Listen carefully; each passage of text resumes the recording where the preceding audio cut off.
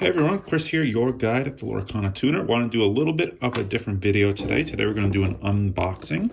This is one of the newest products from Ravensburger. It is called Lorcana Gateway, and they are marketing it as the best way to learn how to play Lorcana. Now, I have seen a little bit of what this is. Don't really know the ins and outs of the content. As you can see, it's still unsealed. So we're going to kind of go through it together and give you my thoughts on who I think this product may be right for, who it may not be right for. And I hope to continue to make more content to get dedicated towards beginners and people just getting into the game, because that's what I'm really passionate about, is getting more people to experience the joys of Lorcana. So I got this at my local Target. I believe it was $24.99. It was in the board game section. So I think the first thought that I have with this is that it is geared more towards people that maybe do board game nights and such. There might be more crossover between villainous players and this, and they're like, oh, what's this? And I think that's a really cool market to get into. So let's open it up here. So first thing you see, read this first. Just a rule book. So we'll see kind of what they go through. So this looks similar to what they have in the starter decks, where they have the parts of a card, the different types of cards, and things like that. So just a basic rule book. Again, this is feeling much more like a board game than it is like a typical TCG.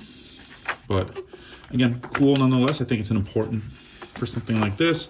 And again, big read this first. Now we have the rule book, but then we also have a guidebook.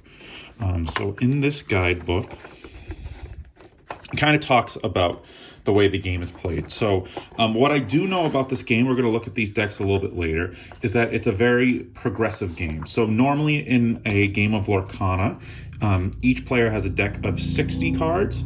They start you off with 2 decks, each starting at 30 cards. And then as you go throughout the game, you're able to unlock the other cards. And you can see some of the rules they give you here, which is, I think, kind of an interesting way, just giving people a guided step-by-step process into different things they can look to do on Lorcana. So let's just look at the goals here. So quest with 3 or more characters in the same turn. And so it looks like, again, you're playing against each other still, but like you'd go through and one person would do this, and you'd be like, all right, challenge 3 or more opposing characters in a game, quest and challenge on the same turn, and have a hero and a villain character in play at the same time. So my thought here is teaching, when to be aggressive, challenging, trying to here determine which characters are better to challenge with and which characters are better to quest with, and then just looking at tags with cards. I think that there's a lot of text on the card, so getting used to the tags, and truthfully those are the ones that are the least important, but they're not really explained at all, so having something that's focusing on that. To get onto the next level, it looks like we add in some songs, and just probably more actions in general. So then we're going to introduce goals for songs. So play 2 or more actions at the same time. Remember, songs are actions. Sing 2 or more songs in a game by exerting characters. So I know when I've taught beginners, sometimes the sing mechanic gets lost on them. So making that a goal to get onto the next thing is great. Use a song to lower an opposing character's strength. So the idea that songs can be used against your opponent seems like an important aspect they want to focus on. And then use a song to draw a card. Hopefully they have like a friends on the other side in here or something like that. But a lot of other songs just have a little draw card at the end of it. So first addition is adding in songs. I'm assuming in here it's mostly characters, songs, and actions. And then we get into items, right? So we're going through each different card type slowly and surely. Play 3 or more items in a game. Use an ability whose cost includes exerting the item. So something like the Shield of Virtue. Use an ability, item ability whose costs include banishing the item. So I forget if that does. I'm sure they have some of that. And then use the support ability to boost a character's strength. So that's interesting. I wonder if it's this Scepter of Arendelle or if there's other, you know, characters that have support in this. So cool. So it seems like so far the goals are all just based on introducing new card types and things like that. And then, ooh, last you get Floodborns. So play 2 or more characters using their shift. Cool. Gain 7 or more lore on the same turn. So again, the idea of building up a board to make one big final push. Pretty cool. Hero, ally, villain, and a Floodborn character. I think, again, just continuing to remember that tags are a thing, and both players sing a song by exerting a character, use an item's ability, and play a character using their shift ability in a game. So I don't know if the idea is you can do this all in one game, and so by the time, you know, you do this in one game, you do this in one game. Some of these seem like maybe you have to do multiple games, and maybe that's the goal. And then you add in the less things. So they do talk about the starter decks and booster packs, a little bit more about, you know, TCG specific stuff. Again, very much right now it feels like a board game, and it's very Disney-esque, where even though you're competing against each other, you guys have collaborative goals. So pretty cool. Here, just gives a little rundown, I think, on some of the mechanics that we have for each deck. So here we have a Amber Amethyst deck and a Ruby Sapphire deck. Boosting strength, gaining more lore based on tags. Again, that's pretty cool. More options. Break the rules. So again, gaining lore when challenging. Putting down an extra inkwell. All that kind of stuff. Let me look through what these were here. So less damage. Cunning combination. I'm guessing just like drawing cards when it enters. Challenger and support. That makes sense. And then more lore. Again, this is a card that values you having multiple characters out at the same time. We get these nice little tokens. All right, you guys ready for this? This is always the best part. Oh yeah, they're good. They're nice, heavyweight, good cardboard. You know, the ones in the starter decks are definitely like a thinner plastic. A lot of people put like the resin on them, but these are what you would probably expect from more of a board game quality. So very nice touch. These pop out as well. From my understanding, these are little stanchions we're going to use in the board game itself. Again, all good, high quality stuff. We'll leave that for now. And I think even as a, you know, a veteran player, this is the part I think that's the most exciting for me. Is this is a big like game board. I'm going to zoom out here to try to get it all. Again, it's pretty big. Again, nice, high quality, but again, it's really giving more board game vibe, which is nice. There are little like reminder texts in here and all that kind of stuff. And on the back, let's see the back. Just got a nice, pretty art. Nothing too crazy there, but definitely really cool. Again, for even setting up with some of my like competitive decks. I mean, I like to have my own play mats, as you can see here, but just to have reminders, and for a beginner, knowing like that each thing has its own little spot, although this would drive me wild because I like to have my deck on the right. You know, just knowing the different zones and things like that, I think it's really helpful, and I think it's really well done. And then there should be little stands that you put these character stanchions on to gain the lore as you walk up. Again, very board gamified. But again, I think that's kind of the goal here, is to bring maybe over some of the people that know Villainous or just like board games in general, and having them experience the game for what it is, and not necessarily including any of the aspects of buying booster packs or anything like that.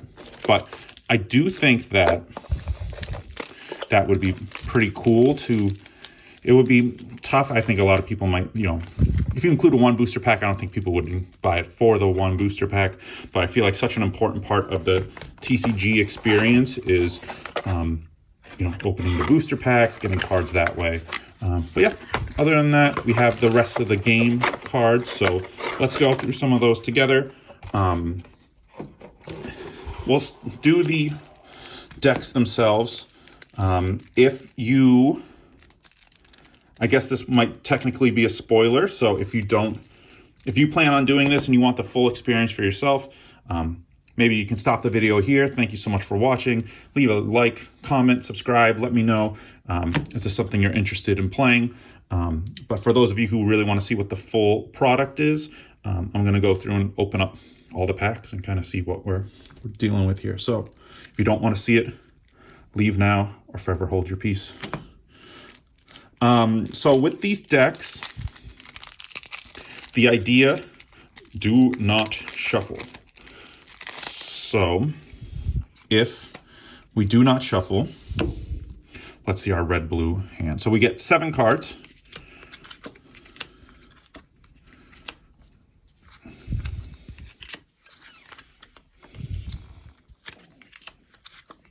Awesome. Yeah. So we are introduced to actions right away, but it's nice. It seems like they give you a pretty clear curve, right? So what I normally tell people that are just starting is what you want to look for on your first couple turns is, do you have a turn on play 1, 2, and 3? And for what we're doing, mostly we're going to be looking at characters. So we have a couple of options on turn 1. You have your Minnie Mouse and your Olaf. Your turn 2 is the Anna, and then the turn 3 would be that. So if I was playing this, let's see, let's go through here. I would ink this.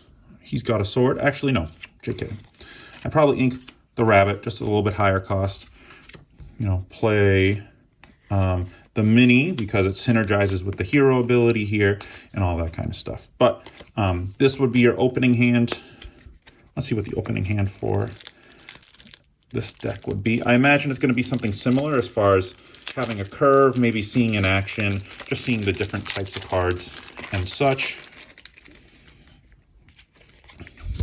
So let's see, 1, 2, oh, we're getting some big creature guys here. So there's our 1-drop, there's another 1-drop, 2-drop, rabbit, oh, nice. 6, 7, yep. Yeah, so we see 1 action, we see a bunch of characters, we see 1 uninkable, same thing here, we see 1 uninkable. So they're seeing that there's different types of cards. Sorry about that, the video cut out. But so where we left off, we were just saying the starting hands for each deck. You see a variety of cards that they're introducing, so just basic actions and characters. You have your plays on turn 1, 2, 3, and 4. You see uninkables, A good variety for someone just getting new into the game. Let's just briefly look at some of the cards in here. Maleficent's a good card. You see some rares. We're seeing multiples of some cards, which I think is good, just to get players used to kind of seeing. They can look at a card and be like, oh, I recognize that, you know what it does. Sometimes I imagine the hardest part for a new player is just getting comfortable with what every character does and all the variations. So you see in these decks, there's nothing, well, that's kind of a cool card, nothing too crazy, nothing that is really played in too many competitive decks, but again, good for beginners. Now, as we get into this, we are going to be, let's see what's in the first pack. So if you remember, here, I believe is where they start introducing songs as a new mechanic. And we're gonna have some cards for each deck. So we see Piglet, that's a good card. Oh, cool. Yeah, we got our friends. That's awesome. World's Greatest Criminal Mind is another good card. So those are going to go in this deck. And then in our Teeth and Ambitions is a good card. See play. How Far I'll Go is a good card. Let It Go is a good card. Oh, I'm pretty impressed. There's some decent cards in here. And then these would each just get shuffled back into the deck. In 2, after you play through that, meet the objectives we talked about earlier, we add in items. So let's see what they throw in for items here. So we got Mickey Mouse, record player, dingle hopper, lanterns, pretty cool. Magic hood of bounce items, rose lantern, Ursula's cauldron. Okay, not as exciting there. Lantern's pretty cool. You see that in some decks. Bell, scepter, ice block. Yeah, no, nothing too crazy there. I thought the songs were more exciting. And let's see, what did we introduce in 3? Was this Floodborns? Yes. So we have Floodborn, Stitch, Rockstar is cool. We're seeing some protection, Plutos. Nice, Madam Mim. Ooh, more snakes. I always love snakes. I think amethyst is my favorite color, so having more of those are great. And then Aurora's a cool card. Minnie Mouse Diver, yeah. I will say, I think in general, I'm leaning more towards liking the cards in this deck. Whether it's my own personal bias of liking Amethyst, but I think they just seem like stronger cards. But as far as how they would play in these 2 decks, I don't know. And then this one is the last one. I forget if there's anything special. I think they're just more cards to kind of fill out the gaps. Musketeer mini, pretty cool. Cobra Bubbles. Oh, you got the Fox. So again, Fox Merlin combo I think is pretty sweet. Anna, Maleficent, the Gaston's cool. This has seen some play, some Nessus, some Dragonfire. Nice, yeah. So I will say I'm actually, for 25 bucks, you're getting a decent amount of rares. You know, in each starter deck, it comes with, what, 2 rares and a super rare. I think especially, you're getting a decent amount of rares. I don't think there's any super rares or anything like that. But there's definitely some playable cards in here. Oh, I guess there's 1 super rare. Another super rare. Yeah. No, I mean, the Fox and the Rabbit's great. There's, again, a lot of the cards in this I think are better than this card. I'd be interested to see how they play against each other once they're all shuffled and, you know, with their full decks. If it's something you guys would be interested in seeing, let me know. But, yeah, I'd love to know what you guys think about this product. Have you guys played through it at all?